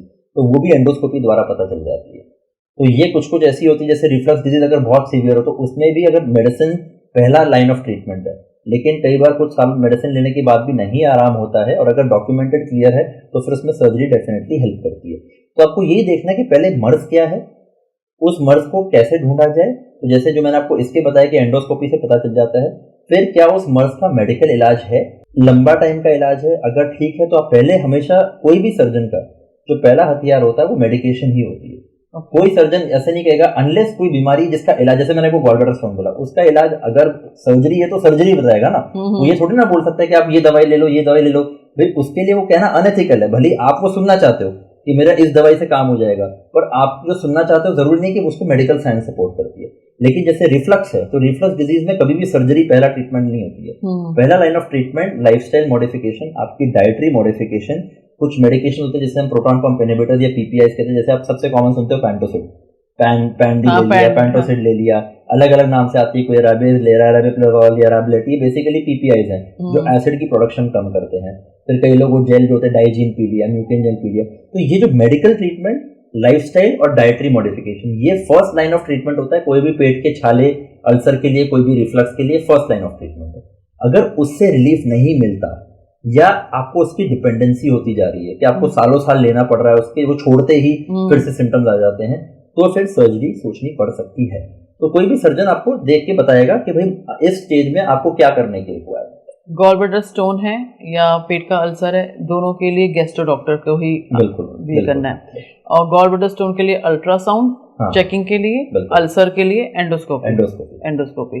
ये बहुत ही अच्छा हुआ कि शॉर्ट में हमने क्रॉस करके बताया कि उनको पता चले कि अगर उनको कोई सिम्टम ऐसा आ रहा है तो वो टेस्ट करवाएं और अपने गैस्ट्रो से एक बार जरूर कंसल्ट करें। जैसे अभी बात की कि स्लीप पैटर्न हमारा जो है बहुत ज़्यादा डिस्टर्ब है, अगर ये स्लीप पैटर्न डिस्टर्ब हो तो क्या ये भी स्टोन का रीज़न बन सकता है? नहीं, स्टोन का रीज़न लेस लाइकली है क्योंकि उससे आपका डाइट पैटर्न, वो डाइट और आपकी एक्सरसाइज, मतलब वो इनडायरेक्टली जो है वो स्लीप पैटर्न इनडायरेक्टली आपके स्टोन का कारण बन सकता है। लेकिन वो स्लीप पैटर्न डेफिनेटली आपकी गट हेल्थ को खराब करता है। और stress, sleep, less of exercise, less of physical activity, ये गट प्रॉब्लम, जैसे मैंने बताया था इरिटेबल बाउल सिंड्रोम जिसे हम कहते हैं। इरिटेबल मतलब आपकी आंतें इरिटेटेड है, तो इरिटेटेड होंगी तो बेसिकली जैसे मैंने बताया ना कि डायरिया होना, कॉन्स्टिपेशन हो रहा, मरोड़े उठना, ऐठन उठना, तो ये सारी चीजें होती हैं। तो इरिटेबल बाउल सिंड्रोम या इन्फ्लेमेटरी बाउल डिजीज, वो होने की पॉसिबिलिटी स्लीप पैटर्न खराब होने से या स्ट्रेस होने से बढ़ जाती है। यानी कि स्ट्रेस या एंजाइटी भी जो है स्टोन का रीजन बन जाती है, डायरेक्टली या इनडायरेक्टली बन सकती है। और अगर आप स्ट्रेस का, जैसे मैं आपको एग्जांपल दूंगा कि अगर आपने, शायद होता है हर इंसान ने अपने लाइफ में फेस किया, एग्जाम के टाइम पे आपकी गट की मूवमेंट बढ़ जाती थी। एग्जाम के टाइम पे आपको बार बार टॉयलेट का प्रेशर आता है, क्यों आता है? बिकॉज वो स्ट्रेस जो है आपके इंटेस्टाइन्स को इरिटेट करता है, आपकी इंटेस्टाइन की मोटिलिटी को फास्ट कर देता है, तो आपको बार बार जाना पड़ता था, प्रेशर आता था। तो इसीलिए स्ट्रेस जो है किसी भी टाइप का वो आपके गट के लिए अच्छा नहीं है। मैंने ये भी देखा, ये मेरा खुद का अपना एग्जाम्पल है, जब मुझे स्ट्रेस ज्यादा होता है, मुझे ज्यादा भूख लगती है, मैं बहुत खाती हूँ। तो वो भी आपकी गट हेल्थ है। गट हेल्थ बेसिकली, एंजाइटी जो है आपको कई बार डिप्रेशन कॉज करती है, आपको कई बार कुछ पेशेंट्स में ओवर ईटिंग कॉज करती है, कुछ पेशेंट्स में भूख लगनी बंद हो जाती है, नींद ना आना, इंसोम्निया जिसे हम कहते हैं। जो पेट का जो मूवमेंट्स होती है, स्ट्रेस की वजह से पेट की मूवमेंट्स हो जाती हैं, तो एसिड प्रोडक्शन बढ़ जाता है, एसिड ऊपर आना, रिफ्लक्स होना, तो पेट में जलन, बेसिकली एसिड बनना, तेजाब बनना, वो बढ़ जाता है। उसमें बार बार लूज मोशन या डायरिया होना, जैसे आपने बताया भूख ज्यादा लगना या कम लगना, तो ओवर ईटिंग भी आप करते हो, डिप्रेशन, नींद नहीं आना। तो स्ट्रेस जो है ना बहुत बहुत बहुत सारे फैक्टर्स जो बॉडी में होते हैं ना, उनको इफेक्ट करता है। तो इसीलिए हमें स्ट्रेस को किसी ना किसी तरह अवॉइड करना है। तो उसका अगर, जैसे हम कई बार पूछते हैं स्ट्रेस में क्या क्या हम कर सकते हैं, तो मुझे लगता है कि हमारे मेडिकल साइंस से ज्यादा मुझे लगता है हमारे जो इंडियन साइंस में है, जैसे हम योग कहते हैं, मेडिटेशन कहते हैं, हम कई बार उसकी पावर नहीं जानते। लेकिन उस पावर को अभी, जैसे हमारे माननीय प्रधानमंत्री जी ने भी उस चीज को इतना एम्फेसाइज किया, और वो हमेशा यही कहता है, उनका कोई भी इंटरव्यू देख लीजिए, कोई भी पॉडकास्ट देख लीजिए, वो हमेशा कहते हैं कि मैं सालों साल डेली बेसिस पे योगा करते हुए आ रहा हूँ। तो मैंने कई बार हमारा क्या होता है ना, हम ट्रेडमिल की तरफ भाग रहे हैं, कभी हम बेसिकली एक्सरसाइज के लिए जा रहे हैं, जिम के लिए जा रहे हैं, लेकिन जो हमारी धरोहर थी, हमने उसी धरोहर को कभी इंपॉर्टेंस नहीं दिया। बिल्कुल। तो उस धरोहर को भी आप ट्राई करो, आपकी फ्लेक्सिबिलिटी, आपकी गट हेल्थ, आपकी स्ट्रेस लेवल, सारी चीजें बेटर होती हैं। लेकिन हाँ, किसी भी तरीके से ये जो आपका स्ट्रेस डाउन करे, तो एक तो जैसे मैंने आपको बताया योगा और मेडिटेशन हो गया, एक्सरसाइज हुई कोई भी तरीके की। तीसरा होता है जैसे वर्क से ब्रेक लेना। कई बार क्या होता है कि भाई हम बेसिकली वर्क को ही जिंदगी बना के बैठ जाते हैं, and life is beyond just work या अर्निंग मनी, या हम अपने बच्चों के लिए हम इतना सारा करके चले जाएं, इतना हम कमा ले आए, लेकिन जब तक अगर आप हेल्दी नहीं हो, तो आप अपने बच्चों के लिए नहीं हो, तो इवेंचुअली आपका हेल्दी होना, आपके बच्चों के एक हेल्दी लाइफ के लिए आपका खुद का हेल्दी होना जरूरी है। तो वो ब्रेक आपको लेना जरूरी है। और जैसे मैं कहता हूँ कि भाई लाइफ में एंटर करने के लिए आपके पास हॉबीज अगर कुछ है तो आप उन हॉबीज को नर्चर करो, उन हॉबीज पे ध्यान दो। अगर आप सिंगिंग करते हो तब सिंगिंग करो। कुछ लोग होते हैं कि इनको ट्रैकिंग का, एडवेंचर का शौक होता है, पहाड़ पे घूमने जाना, आप जाओ। ये सारी चीजें आपका स्ट्रेस लेवल डाउन रखती हैं और इनडायरेक्टली ये आपको बाकी बीमारियों से भी बचाती है, आपको हेल्दी भी रखती है। तो दैट्स हाउ, उस तरीके से आप जो स्ट्रेस को है, जो बेसिकली आपका तनाव है, उस तनाव को आप मैनेज कर सकते हो। कैफीन या अल्कोहल भी, क्योंकि जैसे हम यहाँ पे स्ट्रेस के बारे में बात कर रहे हैं कि बहुत से लोग होते हैं जैसे हम स्ट्रेस में होते हैं तो कैफीन का ज़्यादा प्रयोग करते हैं या अल्कोहल का भी प्रयोग करते हैं, तो क्या ये भी स्टोन का रीजन बन जाते हैं? स्टोन का नहीं, लेकिन हाँ, जैसे मैंने बताया कैफीन ये एसिड प्रोडक्शन डेफिनेटली बढ़ाता है। तो कोई भी कैफिनेटेड ड्रिंक्स जो होती है, एक्चुअली कैफीन एक एडिक्शन ही है। जैसे अल्कोहल एक एडिक्शन है, वैसे ही कैफीन और निकोटीन की एडिक्शन है। तो आप देखोगे जो चाय पीने का आदी होता है उसको दिन में 8-8, 10-10 चाय चाहिए, और बिना चाय पिए उनको ऐसा लगेगा कि सर भारी हो रहा है, मुझे बेसिकली डाइजेशन नहीं हो रहा है, मुझे अपाचन हो रहा है, मुझे ठीक नहीं लग रहा है। तो वो एक तरह से एडिक्शन होती है। पर ये धीरे धीरे क्या होता है, कैफीन जो ये कॉफी हो गया, आजकल जैसे बहुत चलन में लोग अपने आप को अलर्ट रखने के लिए या अपनी भूख मारने के लिए, ये वेट लॉस के लिए बेसिकली ब्लैक कॉफी लेते हैं। ठीक है, तो ब्लैक कॉफी कुछ मात्रा में ठीक है, लेकिन अगर आप उसको बहुत ज्यादा ओवरडू करोगे तो आपके पेट के हेल्थ के लिए अच्छा नहीं है, आपके गट के हेल्थ के लिए अच्छा नहीं है। आपकी वजन तो ठीक है, थोड़ा सा बेटर होगा, कम होता जाएगा वजन थोड़ा बहुत, लेकिन उसके साथ साथ वो आपकी गट हेल्थ और पेट की हेल्थ को खराब भी करेगा, आपका एसिड प्रोडक्शन बढ़ा देगा, आपकी डिपेंडेंसी बढ़ा देगा। तो हर एक चीज जो है ना, बेसिकली हर एक चीज को एक मात्रा में लेना ठीक है। कोई भी चीज अति करोगे वो अति आपको हमेशा दुखी करेगी। सेम अल्कोहल का है कि अल्कोहल देखो, मेरे पेशेंट्स आए कई बार मेरे से बोलते हैं भाई, उसमें कई बार कपल होते हैं जिसमें कि हस्बैंड जो है वो बहुत मतलब अल्कोहल डिपेंडेंट होता है, वाइफ बोलेगी नहीं, आप बोल दो बिल्कुल नहीं ले, मुझे पता है मैं इसको बोलूंगा बिल्कुल नहीं ले, ऐसा होने नहीं वाला है। तो हम हमेशा ये बोलते हैं कि भाई आप थोड़ी मात्रा में लो, कभी लेना है, कभी कभार हो गया, सोशल ड्रिंकिंग जिसे कहते हैं। देखो मैं ड्रिंकिंग सपोर्ट नहीं करता, लेकिन मुझे एक सच्चाई देखनी पड़ती है कि कौन सा इंसान किस तरीके के पैटर्न को फॉलो कर सकता है। तो उस तरीके से आपको उन्हें गाइड करना है कि अगर आप ले भी रहे हो तो सोशल ड्रिंकिंग जिसे हम कहते हैं कि थोड़ी सी मात्रा में ले लिया, वंस इन अ वाइल, हफ्ते 10-15 दिन में लिया, उससे आपकी हेल्थ पे फर्क नहीं पड़ता। लेकिन डेली बेसिस पे आप ले रहे हो, खासकर कोई कंपनी भी आपको नहीं चाहिए, आप वैसे ही घर पे बैठे बैठे शुरू हो जा रहे हो, मतलब वो आपकी डिपेंडेंसी बन रही है और वो आपका एसिड प्रोडक्शन, आपकी इंटेस्टाइन की हेल्थ खराब करता है, आपके बेसिकली मूड स्विंग्स बढ़ाता है, आपका स्ट्रेस लेवल कम नहीं करता है। लोग सोचते हैं मैंने पी लिया उसके बाद मेरा स्ट्रेस कम हो जाएगा। इनफैक्ट अगर लोग ज्यादा लेते हैं, अगले दिन अगर देखोगे तो अगला पूरा दिन उनका पूरा या आधा दिन उनका पूरा खराब जाता है। वो उस टाइम के लिए आपका मूड थोड़ा बहुत ठीक कर देता है, लेकिन उसके बाद आपका अगला पूरा दिन जो है वो खराब जाएगा और धीरे धीरे वो आपके मूड में चेंजेस लाता है। आपको रियलाइज भी नहीं होगा, लेकिन आपके आसपास के जो लोग होंगे ना, आपके रिश्तेदार, सगे संबंधी जो है, वो समझते हैं कि आपके बर्ताव में फर्क आ गया, आपके बर्ताव में बदलाव आता जा रहा है। तो कोई भी चीज, चाहे वो अल्कोहल हो गया, एक जो हमने बात नहीं की स्मोकिंग, जो जैसे हम बहुत स्मोकिंग करते हैं, तो स्मोकिंग जो है अगेन वो बहुत एसिड प्रोडक्शन बढ़ाता है। In fact smoking is one of the leading causes of cancer all over the world.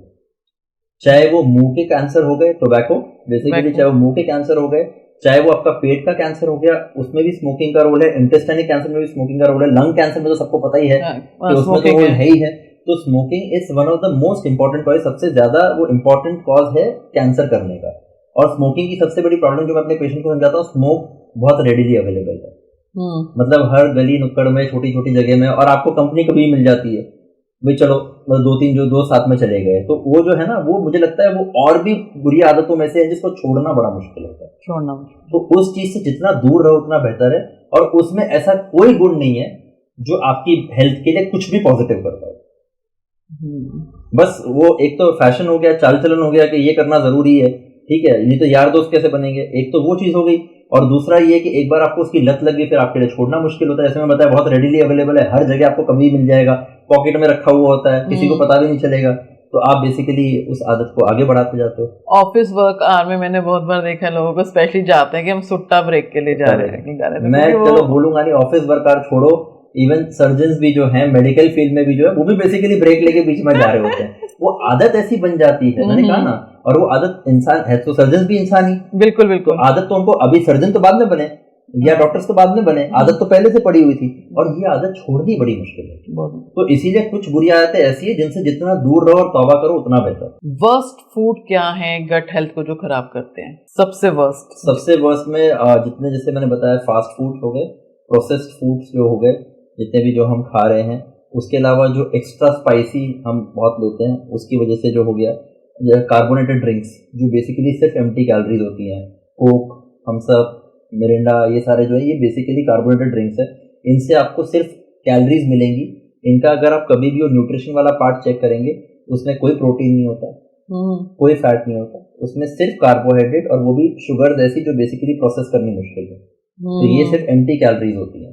तो कार्बोनेटेड ड्रिंक्स। दूसरा, जैसे आपने बताया था कैफिनेटेड बेवरेजेस, अगर आप बहुत ज़्यादा ले रहे हैं कॉफ़ी या चाय या वो, तो वो भी जो है नुकसान करती है।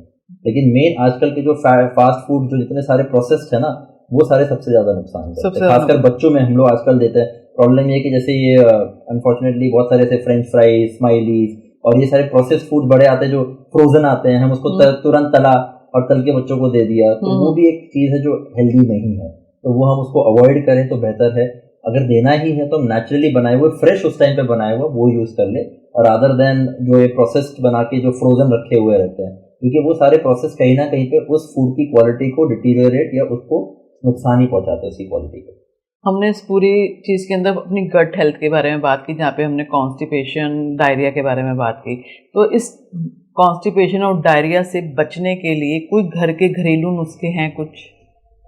जैसे कुछ तो जैसे मैंने बताया जो आपकी गट हेल्थ बेटर रखे, जैसे प्रोबायोटिक रिच जो चीज़ें होती हैं, अगर आप आज भी देखोगे तो हम कहते हैं कि भाई जैसे किसी को दस्त लगते हैं तो हम कहते हैं कि आप दही ले लो, दस्त बेटर करेगा, क्योंकि वही प्रोबायोटिक इंप्रूव करता है। केला, तो दही केला जो हम कहते हैं वो ले लो, साथ में कभी इसबगोल भी, दही इसबगोल आप ले सकते हो, तो वो आपका जो है बेसिकली डायरिया और उस चीज़ को कंट्रोल में करता है, उसको हेल्प करता है। कॉन्स्टिपेशन, जैसे कई चीज़ें ऐसी होती है कि जैसे मैंने बताया हाई फाइबर डाइट, जैसे हरी पत्तेदार सब्जी अगर आप लोगे, तो मैं अपने पेशेंट्स को बहुत ही क्लासिकल एक चीज़ कहता हूँ कि डेली बेसिस पे हरी सब्जी बनवाना मुश्किल है, लेकिन डेली बेसिस पे आप सलाद जरूर ले सकते हो। तो एक प्लेट भर के आप अपनी कोई भी डाइट में एक प्लेट भर के एक सलाद जरूर इंक्लूड करो, जो कि वेजिटेबल सलाद हो सकता है, ककड़ी, खीरा, टमाटर या फिर मूली, गाजर, मतलब इस तरीके से, या फिर फ्रूट का सैलड हो गया कभी मिक्सचर करने के लिए, तो उसमें कभी एप्पल ले लिया, कभी पपीता ले लिया, कभी फिर वो संतरा मौसमी ले लिया, या फाइबर रिच जो भी होता है तो आप फाइबर रिच ले लो। तो डेली बेसिस पे आप सैलड अपने डाइट में ऐड करो। तो एक तरह से आप ये मान लो कि आपका जो अंट शंट खाया हुआ है वो उसको बैलेंस करने के लिए आपकी बॉडी को हेल्प करेगा। तो जब आप हाई फाइबर रिच डाइट लोगे तो उससे आपको कॉन्स्टिपेशन का इशू भी नहीं आएगा। तीसरी चीज जो हमने मेन इंपॉर्टेंट चीज इस पर हमें फोकस करना रह गया कि इनटेक ऑफ फ्लूइड, कि पानी जो है ना, पानी एक ऐसी चीज है जिसको हम कई बार इंपॉर्टेंस देते नहीं, लेकिन पानी आपकी हर एक चीज की हेल्थ को मेंटेन करता है। आपके बॉडी से जितने टॉक्सिन्स जो निकलने हैं ना किडनीज के थ्रू, वो पानी के थ्रू निकलने वाले हैं। कई बार क्या होता है, हम पानी की इंटेक कम हो जाती है, खासकर सर्दियों में। तो जैसे मैं अपने पेशेंट्स में जो पाइल्स, फिशर, फिस्टुला, ये सारे जो कॉन्स्टिपेशन रिलेटेड इशू देखता हूँ सर्दियों में देखता हूँ। क्यों? क्योंकि हम पानी नहीं लेते, हमारी पानी की इंटेक हार्डली आधा लीटर 1 लीटर पे रह जाती है, प्यास ही नहीं लग रही होती है। तो उससे क्या होता है कि बेसिकली हमारा जो टॉक्सिन्स है वो सारे नहीं जाते हैं। जैसे हम कहते हैं, कई लोगों को होता है कि भाई मेरे को तो अपनी स्किन ग्लोइंग और अच्छा चाहिए, तो पानी जो है उसमें भी हेल्प करता है, आपके सारे सिस्टम्स को क्लेंस करने में हेल्प करता है। तो पानी लिक्विड का इंटेक किसी भी फॉर्म में, चाहे वो जूस है, चाहे वो लस्सी, छाछ या ऐसे कुछ हो गया, या उस तरीके से किसी भी फॉर्म में आप लोगे, वो चीज़ आपको हेल्प करेगी। तो ये जो मैंने बताया हाई फाइबर डाइट के साथ में पानी का लिक्विड का इंटेक अच्छा रखना वो बहुत ज़रूरी है। जैसे आपने कहा कि पानी का इंटेक बहुत अच्छा रखना ज़रूरी है। मॉर्निंग में भी लोग कहते हैं कि जब सुबह आप उठो तो पहले आप एक ल्यूक वाटर ले लो, बिल्कुल, या कुछ भी पानी ले लो। लेकिन मैंने कई लोग ऐसे भी देखे हैं जो लोग कहते हैं कि हम खाली पेट पानी नहीं पी पाते हैं, खाली पेट पानी पीते हैं तो हमें गैस का प्रॉब्लम होता है। हाँ, तो उसका क्या सोल्यूशन है? वो मुझे लगता है कि फिर अगर आपको इमीडिएटली उठने की जरूरत है तो थोड़ी देर बाद में ले लो, या थोड़ा थोड़ा करके उसको डिवाइडेड में भी ले सकते हो। देखो, हर एक का सिस्टम एक तरीके से रिस्पॉन्ड नहीं करता है, तो जैसे आपकी बॉडी को सूट करे उस तरीके से ले लो।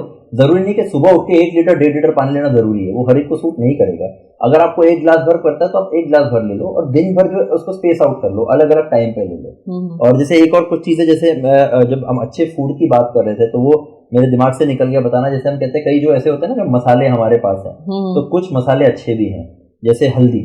तो हल्दी, मुझे लगता है कि हर जो व्यूअर सब है वो जानते हैं अच्छे से कि हल्दी के बहुत सारे एंटीऑक्सीडेंट प्रॉपर्टीज है, anti ageing, anti cancer properties है। जो हल्दी, एक टर्मरिक जो है वो बेसिकली इतने सालों में जो है वो एक एस्टैब्लिश्ड फैक्ट है, वो सबको पता है कि बेसिकली हल्दी उसमें मदद करती है। खासकर ये हल्दी जो है, जब कोविड का टाइम आया तो उस टाइम पे लोगों ने हल्दी का सेवन बड़ा शुरू किया। कुछ लोग गुनगुने पानी में लेके हल्दी, मैं भी ले रहा था तो अब हल्दी ले लिया।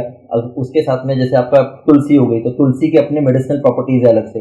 मेथी, मेथी जो है बेसिकली डायबिटीज में, वो वर्ल्ड वाइड जो है वो पता है कि मेथी से डायबिटीज थोड़ा सा कंट्रोल करने में हेल्प करती है, तो आप मेथी ले सकते हो। उसके अलावा लहसुन है, लहसुन जो है हार्ट को जो है हार्ट डिजीज में या हार्ट की प्रॉब्लम्स को प्रिवेंट करने में मदद करता है, उसकी रोकथाम करने में हेल्प करता है।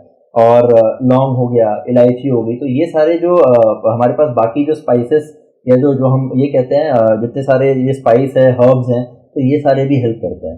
तो ये सारे भी जैसे हम कह रहे थे ना अच्छे फूड क्या क्या हैं, तो ये भी उसमें मदद करता है। तो इनको भी हम हमारे डाइट में किसी ना किसी फॉर्म में किसी ना किसी तरीके से ऐड कर सकते हैं। जैसे हमने कहा कि लहसुन का यूज या जैसे मेथी का यूज जो कि हमें शुगर में, हार्ट में हेल्प कर देते हैं, तो ये इनको मॉर्निंग में एम्प्टी स्टमक या किसी भी टाइम पे ले सकते हैं, लेकिन एम्प्टी स्टमक में लहसुन थोड़ा सा एसिडिटी कई बार ज्यादा करता है। तभी मैंने कहा कि आपको अपने सिस्टम को रिस्पेक्ट करते हुए उसके अकॉर्डिंगली आपको लेना पड़ेगा। कच्चा लहसुन, कई लोग जो है कच्चा लहसुन लेते हैं, उनको ठीक भी होता है, एडजस्ट भी हो जाता है। अगर आपको हो रहा है तो अच्छी बात है, तो हार्ट में उसके कुछ डेफिनेट बेनिफिट्स हैं। तो ये सारे कुछ ऐसी हमारे पास घरेलू नुस्खे हैं जो बेसिकली हम यूज कर सकते हैं, लेकिन समय के साथ साथ हमने उनको खो दिया है। हम कहीं ना कहीं पे दवाइयों पे और बाकी चीजों पे, मैं ये नहीं कहता कि वो दवाइयों को रिप्लेस कर देंगे, दवाइयों का रोल अपनी जगह पर है, ठीक है, लेकिन कुछ चीजें प्रिवेंटिव होती है। एलोवेरा, तो एलोवेरा जो है वो इतना यूज होता है, करेले का जूस, तो ये सारी चीजें हेल्प करती हैं, थोड़े थोड़े फॉर्म में हेल्प करती है। तो आप ये समझ लो कि ये रिप्लेस नहीं करेंगे, तो इन दोनों को जोड़ दो, मेडिसिन को और जो आपका जो इतने सालों का जो ज्ञान जो इतने सालों से हमें दिया गया था, उसे कहीं ना कहीं हम खो रहे हैं। तो अगर हम उन दोनों को जोड़कर करें, उसका इस्तेमाल करें, तो बेसिकली वो हमारे लिए उतना ही लाभदायक होगा। बिल्कुल बिल्कुल।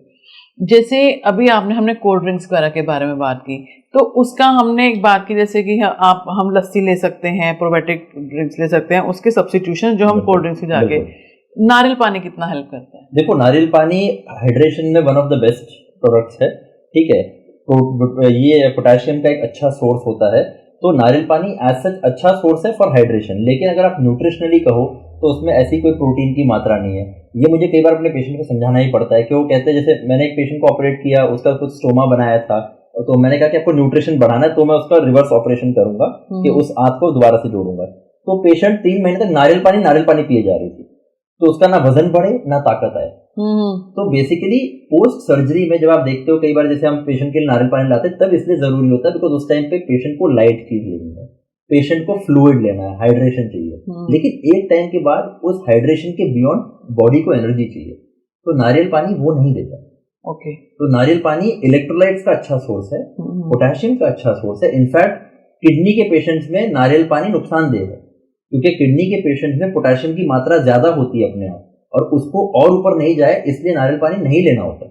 मेरे लिए तो ये बिल्कुल नई बात है कि क्योंकि मैंने हमेशा सुना है कि नारियल पानी बहुत बढ़िया रहता है, और आप बता रहे हैं कि किडनी पेशेंट्स को अवॉइड करना है। एग्जैक्टली। तो इसलिए मैंने कहा कि आपको अपने डॉक्टर से पूछना पड़ेगा क्या चीज आपको सूट करती है। जैसे कई बार हम सेंधा नमक लेते हैं बहुत ज्यादा, जब हम लोग कई पेशेंट में हम ये देखते हैं कि पेशेंट एडमिट हुआ है ऑपरेशन के लिए किसी चीज के लिए, हमने पोटेशियम कराया तो नॉर्मल मात्रा 5 तक होती है, उसका 5.5-6 है, कोई और बीमारी नहीं मिल रही है, लेकिन वो सालों से सेंधा नमक का सेवन कर रहे थे, या जो काला नमक कहते हैं वो बेसिकली जो पहाड़ों वाला जो होता है वो नमक ले रहे थे, वो पोटेशियम रिच होता है।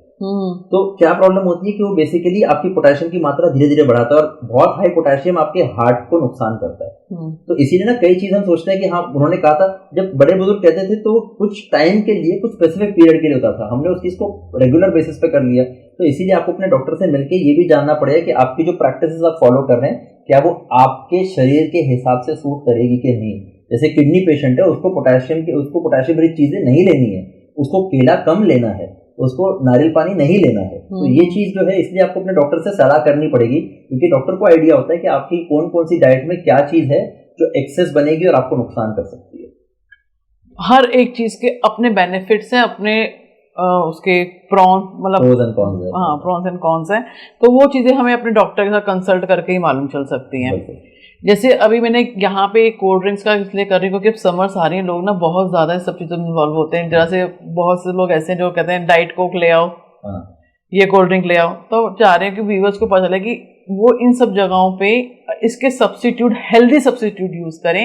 जैसे हमने एक छाछ की बात की, कांजी भी है, बिल्कुल एब्सोल्युटली है, शिकंजी हो गई, नींबू पानी लेना है अपने आप, नींबू पानी ले सकते हैं।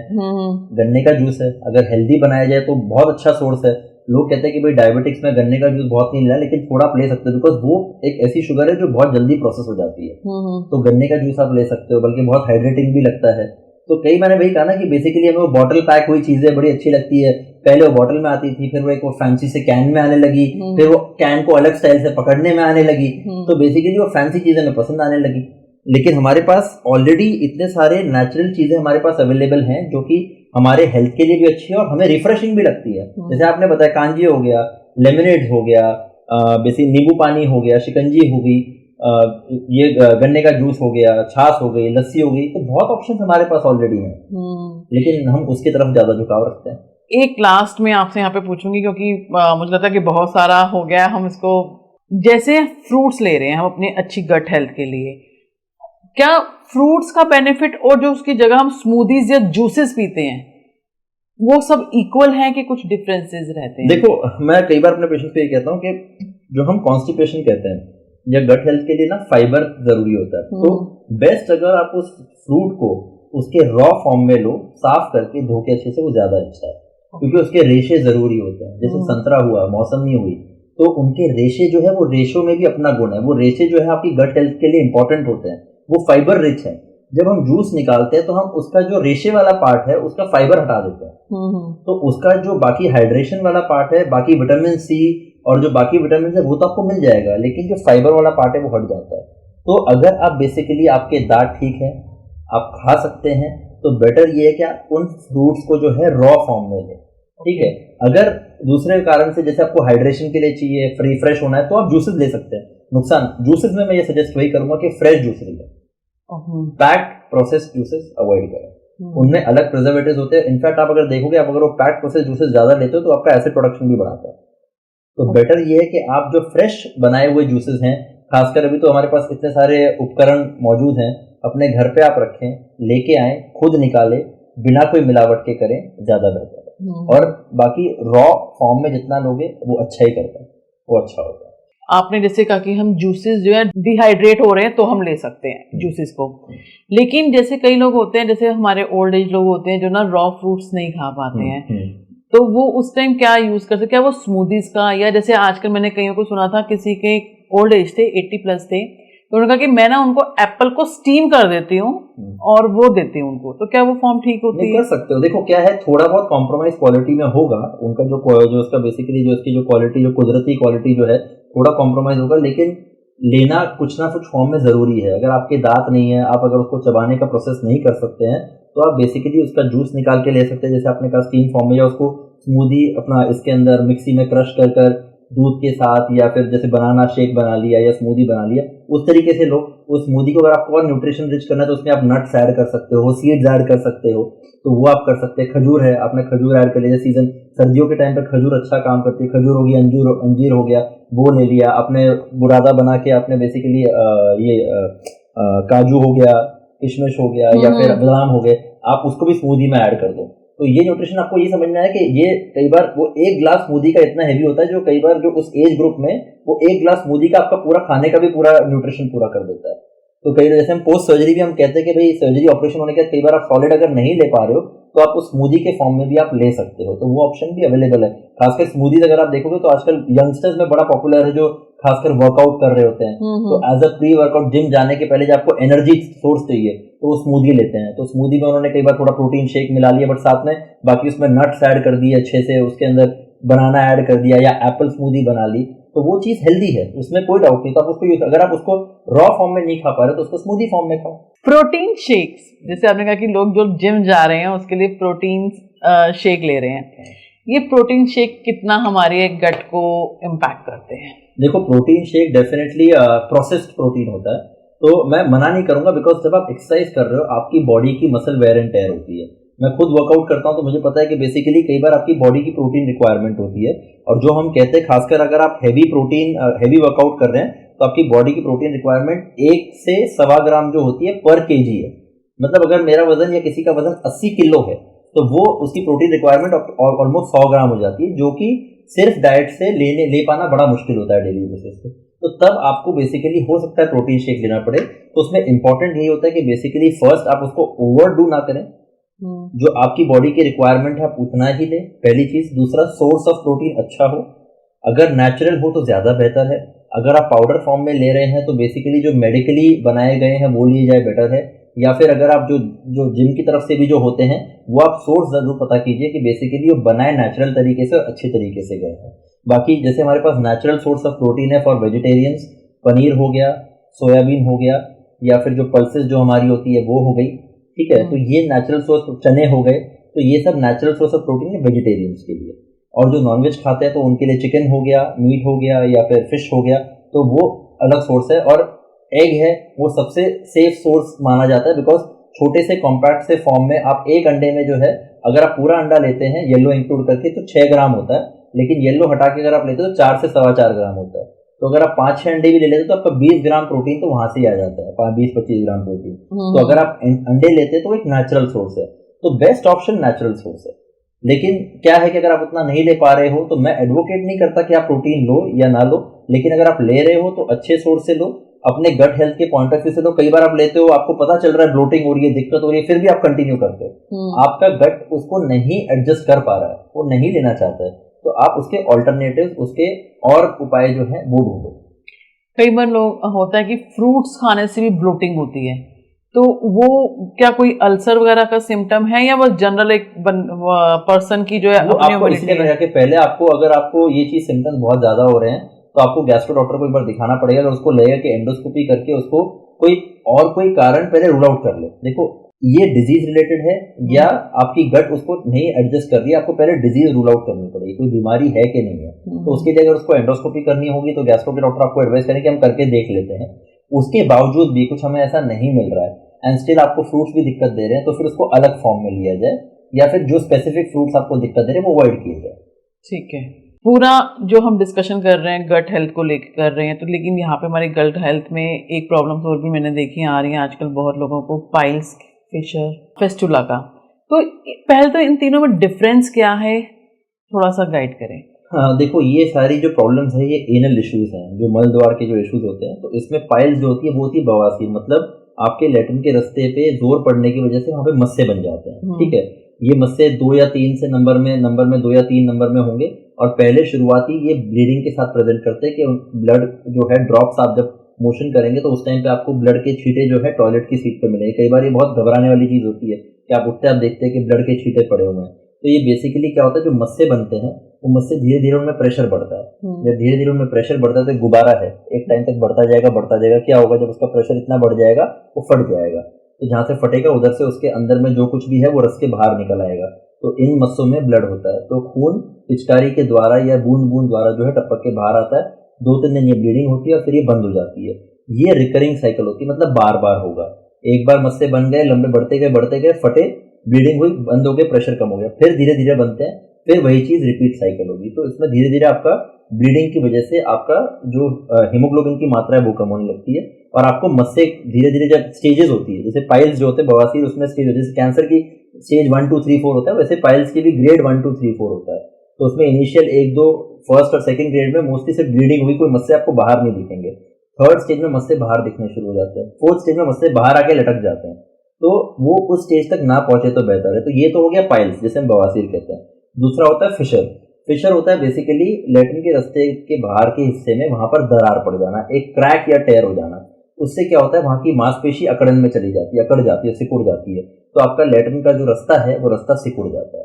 तो उसकी वजह से क्या होता है, आपकी लैट्रिन बड़े ही जोर से पास होती है और वो हर बार उस रास्ते को चीरते हुए जाती है, तो वो उस घाव को भरने नहीं देती, मतलब एक तरह से वहां पे नासूर बन जाता है, जिसे हम क्रॉनिक फिशर कहते हैं। तो उसमें ये रास्ता जो है रास्ता भीड़ा हो जाता है, और वही उसी नासूर पे बार बार दर्द, चरमराहट, मोशन के तुरंत बाद या उसके कुछ घंटे 2 घंटे तक सीवियर दर्द होना, बैठ ना पाना, ये प्रॉब्लम होती है।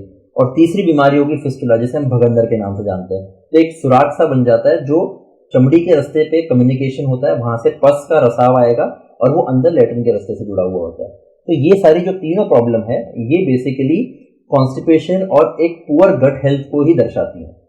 तो अगर आप पुअर गट हेल्थ है और आपको कॉन्स्टिपेशन लंबे टाइम से चले जा रहे तो आपको इन तीनों में से कोई भी इशू हो सकता है।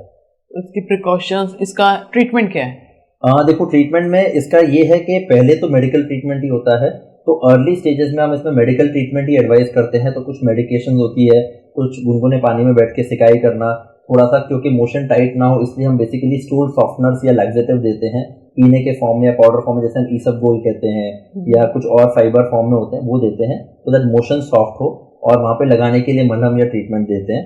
कुछ स्टेज के बाद जब वो पाइल्स के मस्से ग्रेड 3 या ग्रेड 4 पे आगे बाहर बड़े होकर लटक गए हैं और दर्द भी कर रहे हैं, बार बार ब्लीडिंग कर रहे हैं, हीमोग्लोबिन की मात्रा कम कर रहे हैं, तो फिर उसमें हमें फिर प्रोसीजर करना होता है, जो कि पहले ओपन टेक्निक से होता था, आजकल हम उसे लेजर से भी करते हैं और स्टेपलर द्वारा भी करते हैं। तो उसमें पेन नहीं होता, आधे घंटे का प्रोसीजर होता है, आप उसी दिन शाम को या अगले दिन सुबह आपको हम घर भेज देते हैं, एंड नॉर्मली आप 4 से 5 दिन में अपने काम पे जा सकते हैं। तो अभी उसका जो उपाय है काफी सरल हो गया और काफी हद तक परमानेंट हो गया है। तो कई लोग आपको ये भी पूछेंगे कि सर मैंने ये ऑपरेशन पहले कराया था 20 साल पहले, अभी 10-20 साल बाद अभी जाके मुझे फिर से दिक्कत आएगी या आ रही है। तो मैं पेशेंट्स को यही कहता हूँ कि देखो, जब हम उन मस्सों का ऑपरेशन करते हैं तो हम उन मस्सों को निकालते हैं, वो मस्से जुड़े होते हैं आपके नॉर्मल लैट्रिन के ट्रैक्ट से, तो हम उसे दोबारा ग्रेड 0 पे ले जाते हैं। लेकिन वो दोबारा बन सकते हैं अगर आपके वही फैक्टर्स कंटिन्यू रहते हैं। अगर आपको कब्ज की शिकायत बरकरार रहती है, आप लैट्रिन में जोर करते हैं, एक नई प्रॉब्लम जो आजकल लोगों में होती है, टॉयलेट में जाके बैठेंगे मोबाइल लेके बैठ जाएंगे, पौना घंटे तक मोबाइल में बैठे हुए जोर कर रहे हैं, तो वो जोर करना, स्ट्रेन करना नुकसान करता है, वो इन्हीं मस्सों को लटकने में और बनने में मदद करता है। तो अगर आपका ऑपरेशन ठीक हुआ है, अच्छे से हुआ है, सफल भी हुआ है, तब भी अगर आप अपनी वो dietary habits, gut health, poor gut health और जोर करना, वो जो गलत हैबिट्स अगर आप परसिस्ट करते हो, तो सालों साल बाद जाके फिर ये होने का चांस है। तो कोई भी सर्जरी जो है वो एक हेल्दी लाइफस्टाइल की रिप्लेसमेंट नहीं है, लेकिन हाँ, वो जहां जागे वही सवेरा। तो अगर आपको हुआ है, प्रॉब्लम अभी है, तो उसको हम टैकल करके फिर से नॉर्मल स्टेज पर ले जाएं, उसको नॉर्मल बना दें, और उसके आगे आपको एक हेल्दी लाइफस्टाइल मेंटेन करनी फिर भी जरूरी है। तो आगे जाके प्रॉब्लम कभी दिक्कत नहीं देती फिर। और इसमें लेजर का भी ऑप्शन है आपके पास, तो जो लेजर, जो पाइल्स के लिए भी, फिशर के लिए भी और फिस्टुला के लिए भी लेजर से भी सर्जरी हो सकती है, जिसमें बहुत छोटे छोटे कट्स होते हैं या छोटा सा घाव बनता है, बहुत बड़ा घाव नहीं होता, इसमें पट्टियां रिक्वायर्ड हो, या फिर स्टेपलर होता है जो बेसिकली अंदर ही अंदर पाइल्स के मस्सों को कट करता है, तो बाहर कोई घाव नहीं बनता। तो पहले के जमाने में होता था, पाइल्स का ऑपरेशन किया है, 3-4 दिन तक अस्पताल में थे, 20 दिन 25 दिन तक बेड पे लेटे हुए थे। अभी ऐसा कुछ नहीं होता। तो समय के साथ साथ उन चीज़ों में बहुत बदलाव आया है, बहुत इम्प्रूवमेंट आई है, लेकिन क्या आपको उसमें मेडिकल ट्रीटमेंट की रिक्वायरमेंट है या सर्जिकल करना है, वो आपके जो डॉक्टर हैं, जीआई डॉक्टर हैं, स्पेशलिस्ट है, वही आपको बताएंगे। तो आप उनसे कृपया करके जरूर कंसल्ट कीजिए। एक मात्र ट्रीटमेंट सर्जरी नहीं है, जैसे नहीं, हाँ, इसके है ट्रीटमेंट, मेडिकेशन, बिल्कुल। तो जैसे आपने बताया कि इन सब चीज़ों का ट्रीटमेंट जो है सिर्फ सर्जरी नहीं है, पहले मेडिकेशन पे भी हो सकता है। और अगर आपकी एक बार सर्जरी हो गई है तो इसका मतलब ये नहीं है कि आपको दोबारा नहीं होंगे। आपको इसके लिए डूज एंड डोंट्स आपको मालूम होने चाहिए, आपको प्रिकॉशंस लेके ही चलना पड़ेगा, तभी आप सोच सकते हो कि इन फ्यूचर आपको दोबारा ना हो। लेकिन प्रिकॉशन ऐसे नहीं है कि बेसिकली कोई बहुत स्ट्रिक्ट प्रिकॉशन है, वो वही नॉर्मल हेल्दी प्रिकॉशन है जो एक हेल्दी इंसान को भी लेने चाहिए।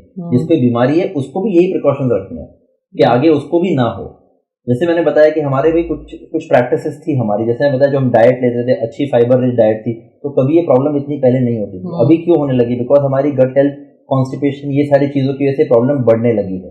तो उस चीज को हमें, इसलिए हेल्दी लाइफस्टाइल हमें आगे मेंटेन करनी है, और वो ऑपरेशन हुए इंसान को भी करनी है और जिसका नहीं हुआ उसको भी करनी है, तो वो रिप्लेसमेंट नहीं है बेसिकली। तो ये चीज दोबारा आपको दिक्कत ना दे, दोबारा आके परेशान ना करे, तो आपको वो एक हेल्दी लाइफस्टाइल प्रॉपर वो रखनी बहुत आवश्यक है। अब जाते जाते हमारे व्यूअर्स के लिए एक सुपर टिप देके जाइए कि जो हर कोई फॉलो कर सके। देखो, सुपर टिप में जैसे मैंने आपको बताया कि पहली चीज स्लीप साइकिल अपनी ठीक रखें। सेकेंड, एक्सरसाइज कोई भी फॉर्म में फिजिकल एक्टिविटी वो करें, और खाने पे खासकर ध्यान दें। जैसे मैंने कहा कि जबान जो है बार बार सिर्फ उसी पे ध्यान ना दे, जो हेल्दी चीज़ है, जो हेल्दी फूड है वो आप लें, और स्ट्रेस फ्री रहें। जितना आप लाइफ को एंजॉय कर सकते हैं उतना एंजॉय कीजिए। ईश्वर ने हमें बेसिकली एक ज़िंदगी दी है, उस एक ज़िंदगी को जिस तरह से आप अच्छे तरीके से रख सके, अच्छे तरीके से उसको संभाल सके, वो उसको संभालिए, उसको रखिए और लाइफ एंजॉय कीजिए। अगर आपकी कुछ हॉबीज़ हैं, कुछ और हैं, तो उन हॉबीज़ को नर्चर कीजिए, उन हॉबीज़ को जो है उनको बढ़ावा दीजिए, एंड खुश रहिए और मस्त रहिए। यहाँ पे ये चीज़ आपने जिस हिसाब से समझाई है ना, यहाँ पे बहुत क्लियर है व्यूअर्स को कि जो ऑलरेडी अपनी हेल्थ को लेके कॉन्शियस हैं उनके लिए भी बहुत अच्छी टिप्स दी गई हैं, और जो बीमार हैं वो तो ज़रूर इन चीज़ों को फॉलो करेंगे। तो बहुत ही बढ़िया रहा। आप कमेंट बॉक्स में ज़रूर बताइएगा कि आपको कैसा लगा और कितना आपके लिए इंफॉर्मेटिव था। थैंक यू सर, आपका बहुत बहुत यहाँ पे आने के लिए। थैंक यू सो मच, मुझे भी अच्छा लगा इंटरेक्ट करके। चलिए मिलते हैं हम अपने नए पॉडकास्ट में। Thank you.